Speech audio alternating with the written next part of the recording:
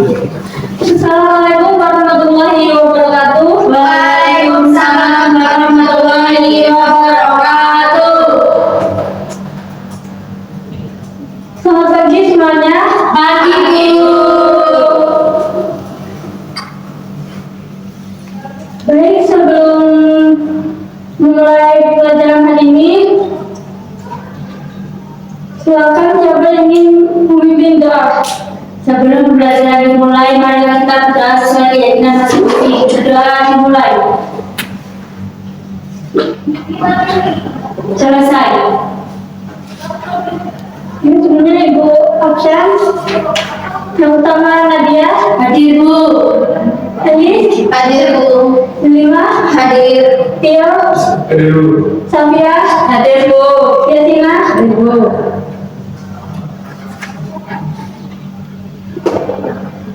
Apakah sudah siap untuk belajar hari ini? Siap Bu. Baik, di sini Ibu ada pertanyaan pemantik. Kita tahu bahwa virus COVID-19 awal mulanya berasal dari ketahuan.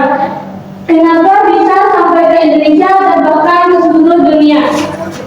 Saya Bu. Silakan. Yang Bu, menyebar karena itu berdarah-darah terus karena dokter itu. Ada yang lain? Ya Bu, apa lewat menyebar dari udara? Benar sekali, di mana sesuai dengan tujuan kita pembelajaran kita hari ini, yaitu kita jadi mampu menjaga 5 tahapan tentang replikasi virus, yaitu COVID-19, hepatitis, dan HIV pada siklus kritik dan isogenik secara runtut dan tepat melalui kegiatan diskusi, studi literatur, dan presentasi hasil kajian dengan menunjukkan kemampuan beranalisis dan sikap kolaboratif dalam kelompok. Yang kedua, kita didik mampu menganalisis dua perbedaan dan persamaan tahapan replikasi virus COVID-19, hepatitis, dan HIV pada siklus kritik dan isogenik serta menyajikannya dalam bentuk diagram Venn secara tepat melalui kegiatan studi literatur, diskusi kelompok, dan presentasi. Dimana pada pembelajarannya yaitu discovery learning. Metode pembelajarannya ceramah interaktif, diskusi, tanya jawab, dan presentasi. Metode pendekatannya pembelajaran mendalam, dimensi profil pelajar, Pancasila, penalaran kritis, dan kolaborasi. Singkat dari discovery learning yaitu yang pertama ada stimulasi, yang kedua problem statement, yang ketiga pengumpulan data, yang keempat pengolahan data, yang kelima pembuktian, dan yang keenam menarik kesimpulan. Dan untuk penilaiannya yaitu ada asesmen learning di mana guru melakukan pendampingan dan penilaian saat peserta didik melakukan kerja kelompok. Yang kedua asesmen for learning yaitu penilaian lembar kerja peserta didik dan penilaian presentasi kelompok. Yang ketiga asesmen of learning yaitu nanti ada post test. Karena sebelum Ibu memulai sintang yang pertama, Ibu ada SBK. Sebelumnya kalian mundurkan kursi kalian. Ya Bu. Nanti kalau Ibu bilang apel, kalian duduk. Terus kalau bilang jeruk berdiri, nanas diam, anggur ketawa. Ya Bu. Baik, pelan, apel, nanas, anggur. Ayo ulang yang fokus. Ya Bu. Ya Bu. Jeruk, apel, anggur.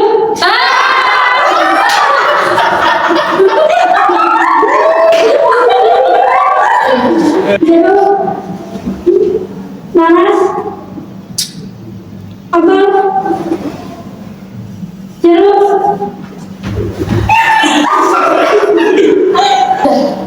Oke, lebih cepat ya. Ya Bu. Ya Bu. Jeruk,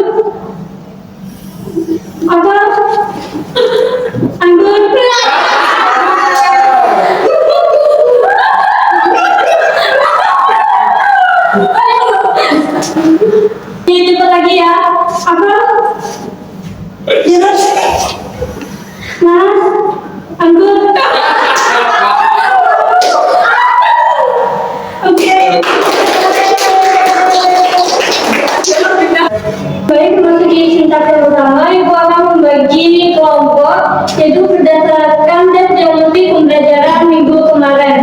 mana kelompok pertama yaitu adalah Nadia dan Dio, yang kedua Elvis dengan Tavia, dan yang ketiga Delima dengan Yosi. Sekarang duduk dengan kelompoknya masing-masing.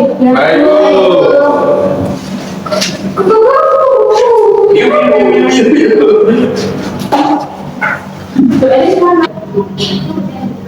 Sudah sesuai dengan kelompoknya masing-masing? Sudah, Bu.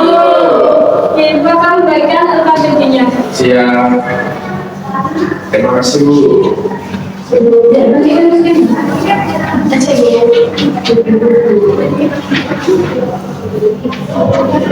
Dan video sekarang kalian perhatikan ya. Siap, Bu. Applied to the city of Wuhan, China. Within a few months, this virus spread throughout the world. How do viruses reproduce themselves and spread throughout the world? The only characteristic of living things that viruses have is the ability to reproduce. Viruses can reproduce only within a host cell. The external structure of the virus contains receptor proteins. Viruses can infect if these structures match the receptor proteins on the host cell membrane. The process of viral replication is called replication. Viral replication consists of the lytic and lysogenic cycles. Viruses undergo the lytic and lysogenic cycles depending on the virulence or resistance of the host cell to the infecting virus. If the host cell has a weak resistance, the virus can undergo the lytic cycle. Conversely, if the host cell has a high resistance, the virus undergoes the lysogenic cycle. The viral reproduction cycle begins with the virus attaching to the host cell. Then, the viral nucleic acid penetrates the host cell. The next stage is when viral nucleic acid instructs the host cell to synthesize nucleic acid and viral body parts to assemble into new viral bodies. At the end of this cycle, a new virus emerges. Baik, setelah kalian mengamati video tersebut, silakan kalian menuliskan masalah berdasarkan video tersebut dan kaitkan dengan 3 virus pada minggu kemarin yang sudah dibentuk, di mana pada kelompok 1 yaitu virus COVID, kelompok 2 virus hepatitis, dan kelompok 3 yaitu virus HIV. Ya, Bu. Iya, Bu. Ibu beri waktu 5 menit. Apakah sudah semua anak? Sudah, Bu. Baik, kelompok 1 masalahnya apa? Bagaimana tahapan pada siklus litik dan siklus lisogenik? Yang kedua, apakah perbedaan dan persamaan pada siklus litik dan siklus lisogenik? Yang ketiga, pada virus COVID-19 termasuk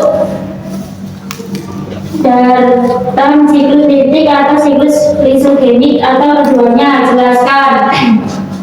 Kelompok 2 pada virus hepatitis termasuk dalam siklus litik atau siklus lisogenik ataukah termasuk ke dalam kedua siklus tersebut. kelompok 3 Pada virus HIV termasuk dalam siklus litik atau siklus lisogenik atau keduanya. Jelaskan. Baik, kita sepakati rumusan masalah hari ini, yaitu yang pertama tahapan siklus litik dan lisogenik, yang kedua perbedaan dan persamaan, dan yang ketiga yaitu termasuk ke dalam siklus apa 3 virus tersebut. Selanjutnya yaitu pengumpulan data. Silakan kalian mencari referensi dari berbagai sumber, bisa artikel, video, atau buku bacaan untuk menjawab rumusan masalah tersebut. Baik, Bu. Mana kelompok 1? Ini untuk berikutnya gimana Bu maksudnya? Ini untuk menambah referensi kalian, jadi bisa di-scan. Jadi di sini ada kayak buku gitu. Ya, ada buku, video. Baik, Bu. Terima kasih.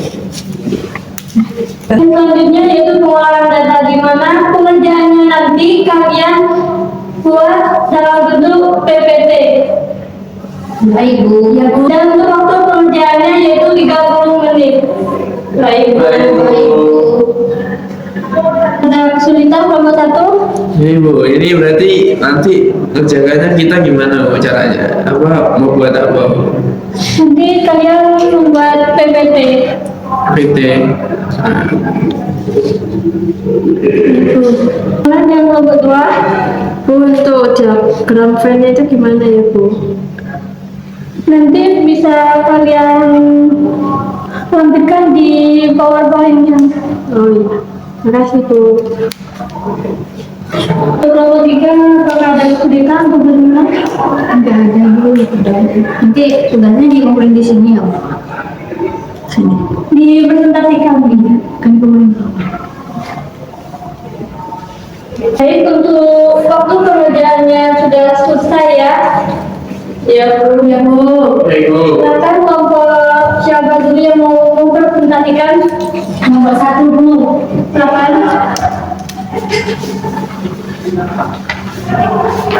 Assalamualaikum warahmatullahi wabarakatuh. Waalaikumsalam warahmatullahi wabarakatuh. Kami dari nomor 1 yang akan bahas tentang replikasi virus COVID-19.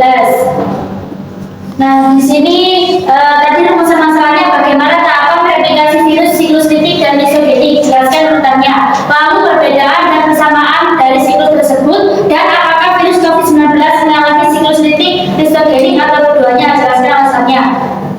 Lanjut ke tahapannya. Berbeda dengan bakteri, virus ini tuh membutuhkan sel inang dari makhluk hidup lain untuk memperbanyak diri. Proses replikasi virus itu sendiri bisa dibedakan menjadi dua, yaitu ada siklus litik dan siklus lisogenik. Selanjutnya akan dijelaskan oleh Mas Tio. Oke. Jadi tahap yang paling pertama itu ada absorpsi. Nah, habis itu absorpsi ini lanjut di penetrasi. Nah, penetrasi ini ke sintesis, lalu ada ke perakitan, kemudian yang terakhir itu ada lisis. Nah, dari lisis teman-teman ini masuk lagi ke absorpsi dan pembuatan itu tadi hingga menjadi siklus litik gitu. Selanjutnya ada siklus lisogenik. Nah, siklus lisogenik ini teman-teman mulai dari siklus litik yang absorpsi tadi. Nah, itu dari keempat prosesnya, yaitu perakitan. Nah, sintesis sama perakitan ini ke sini. Kemudian masuk di siklus lisogenik, yaitu integrasi. Nah, kemudian yang keempat ini ada multiplikasi sel inang, lalu putar lagi hingga menjadi siklus lisogenik.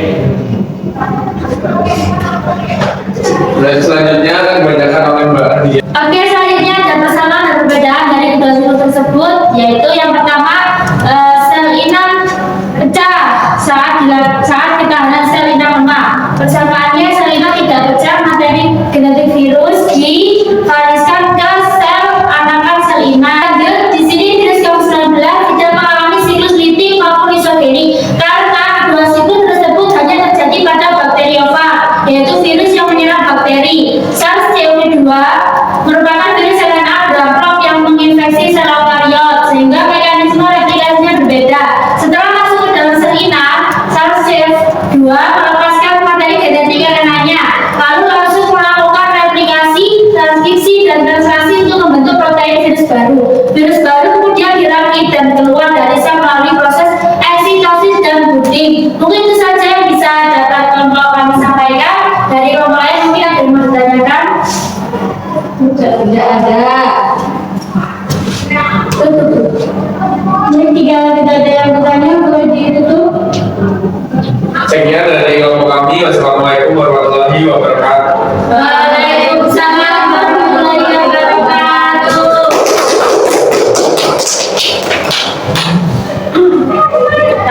Kelompok siapa yang mau mempresentasikan? Saya Bu, silakan.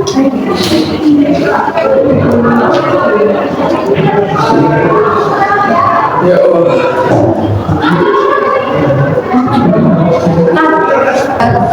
Assalamualaikum warahmatullahi wabarakatuh.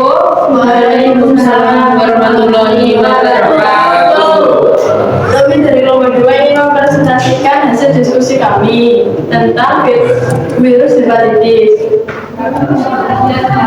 Virus hepatitis sebenarnya tidak mengikuti siklus litik atau misogenik secara langsung karena kedua istilah ini digunakan khusus untuk menggambarkan siklus replikasi virus bakteriofag pada bakteri. Namun beberapa jenis virus hepatitis memiliki mekanisme yang menyerupai kedua siklus tersebut sehingga sering dibandingkan untuk mempermudah pemahaman. Hepatitis sendiri merupakan replikasi virus yang melibatkan pembentukan covalently exposed circular DNA atau cccDNA di dalam inti sel hati. Nah, cccDNA ini dapat bertahan sangat lama dan tidak langsung merusak sel inang, mirip dengan siklus lisogenik, di mana materi genetik virus dapat berada dalam sel tanpa menyebabkan kematian sel secara langsung. Karena keberadaan cccDNA ini, infeksi hepatitis B dapat menjadi kronis. Namun, ketika virus mulai aktif, memperbanyak diri dan menghasilkan banyak partikel virus baru, sel hati dapat mengalami kerusakan dan kematian yang kejadiannya menyerupai fase litik meskipun tidak seagresif siklus litik pada bakteriofag. Sementara itu, virus hepatitis C tidak mengintegrasikan materi genetiknya ke dalam DNA sel inang, sehingga tidak memiliki tahap yang menyerupai lisogenik. Namun, hepatitis C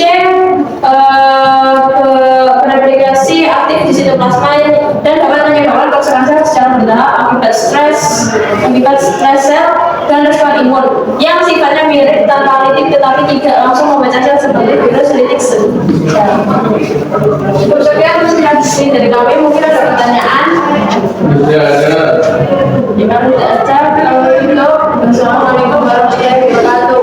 Waalaikumsalam warahmatullahi wabarakatuh. Baik, silakan untuk kelompok 3.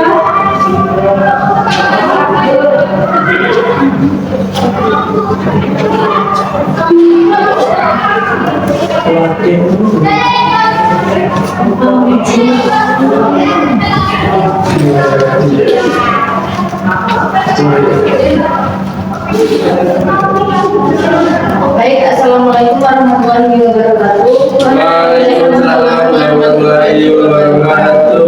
Kami dari kelompok 3 ingin mempresentasikan hasil diskusi kami. Baik, yang pertama pengertian HIV. HIV tidak sepenuhnya mengalami siklus litik maupun lisogenik karena kedua istilah tersebut digunakan terutama untuk menggambarkan replikasi bakteriofag pada bakteri. Namun mekanisme replikasi HIV ini memiliki kemiripan dengan siklus lisogenik. Setelah menginfeksi sel T, HIV memasukkan materi genetiknya berupa RNA dan mengubahnya menjadi DNA. Lalu enzim transkriptase DNA virus tersebut kemudian berintegrasi ke dalam DNA sel inang membentuk provirus. Pada fase ini, HIV dapat berada dalam keadaan laten yaitu tidak aktif memperbanyak diri sehingga mirip dengan fase lisogenik. Perbedaannya, HIV tidak menyebabkan pelepasan virus dengan cara meresiskan sel secara langsung seperti siklus litik. Sebaliknya, HIV memperbanyak diri dengan cara breeding yaitu virus keluar sedikit demi sedikit dari membran sel sehingga sel inang rusak secara perlahan sehingga akhirnya mati. Dengan demikian, HIV memiliki mekanisme replikasi retrovirus yang melibatkan fase laten mirip lisogenik tetapi tidak menjadi siklus litik murni.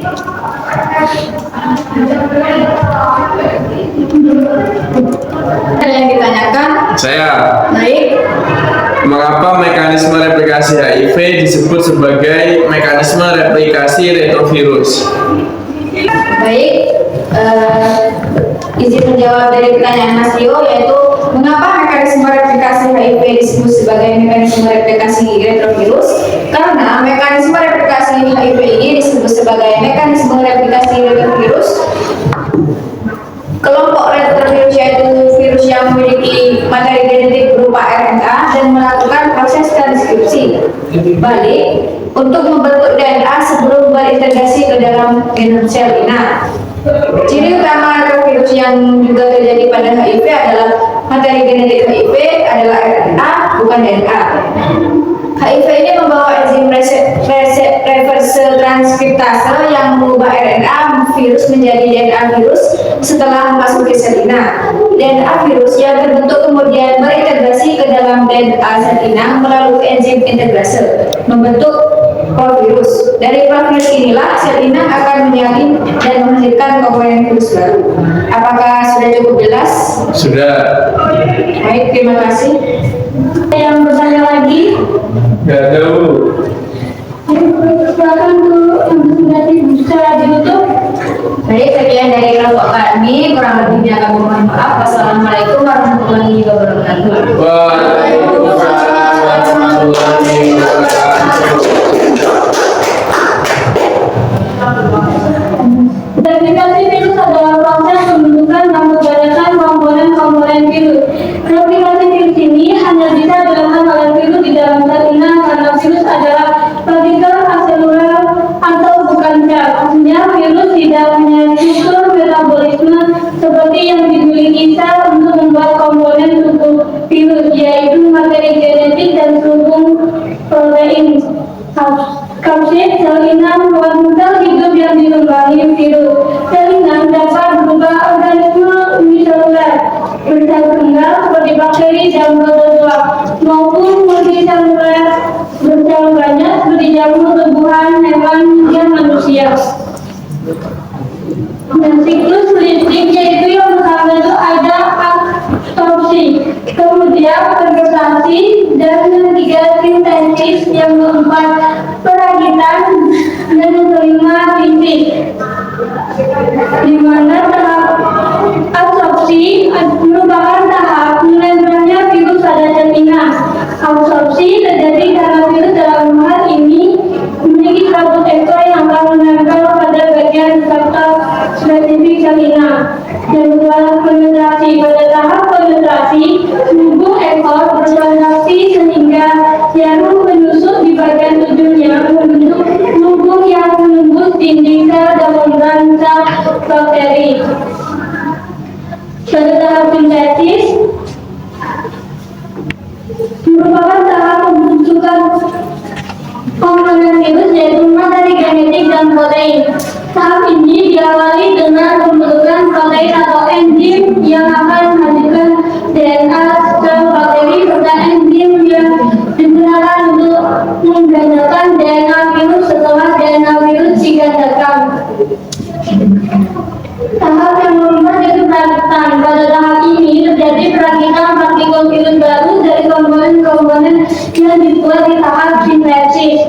Dan yang kelima tahap fisik. Tahap ini merupakan tahap pecahnya sel inang. Bakteriofag akan menelan nitrogen pada bagian ekornya untuk merusak dinding sel bakteri sehingga menjadi lemah dan berlubang.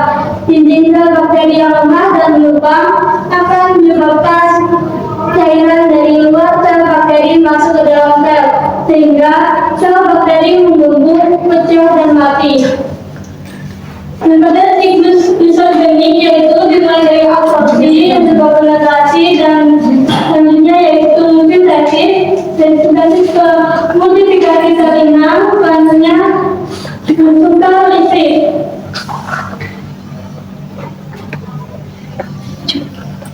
Di mana tahap yang 1, 2, 3 itu hampir sama dengan pada siklus lidik, dan pada tahap yang keempat yaitu tahap multiplikasi sel inang, yaitu tahap bakteri melalui pembelahan sel. Jadi sel bakteri akan menggandakan materi genetika melalui pembelahan sel.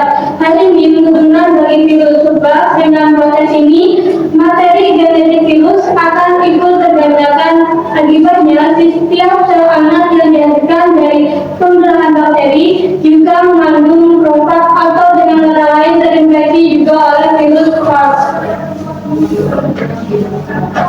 Perbedaan dan persamaan dari siklus lidik dan isogenik yaitu di mana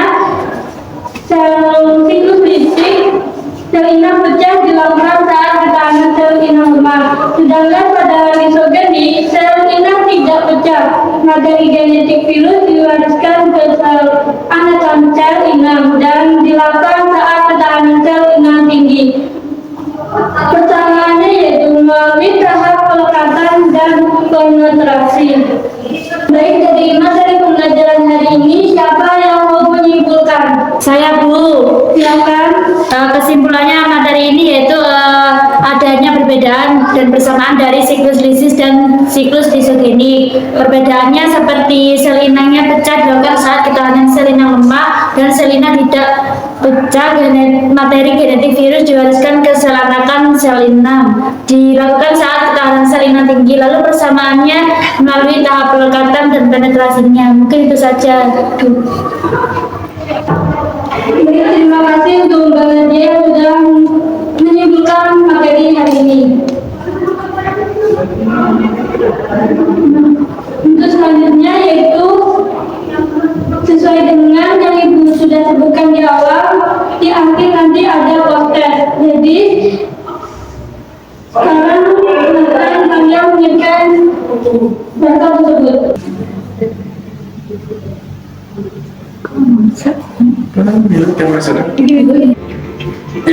Tim mau buka. Hari itu sopo? Iya.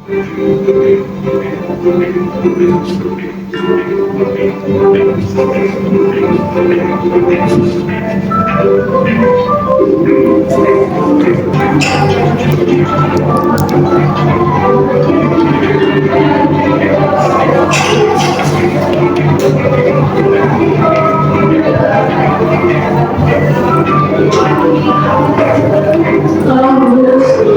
Nah, baru bikin loh.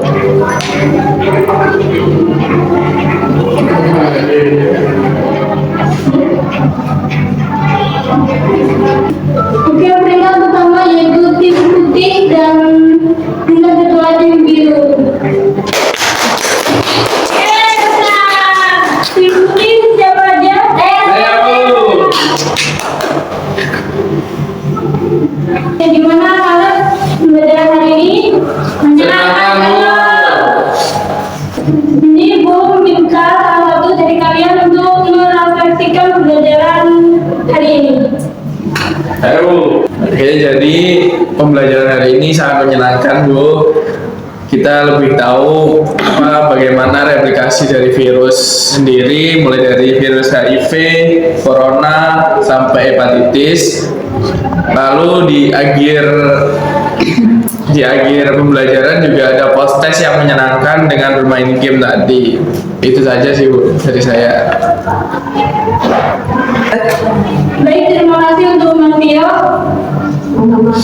Baik, anak-anak, untuk pembelajaran hari ini sudah selesai. Jangan lupa belajar untuk pertemuan minggu depan, yaitu tentang peranan virus. Hari ini dengan membaca hamdalah.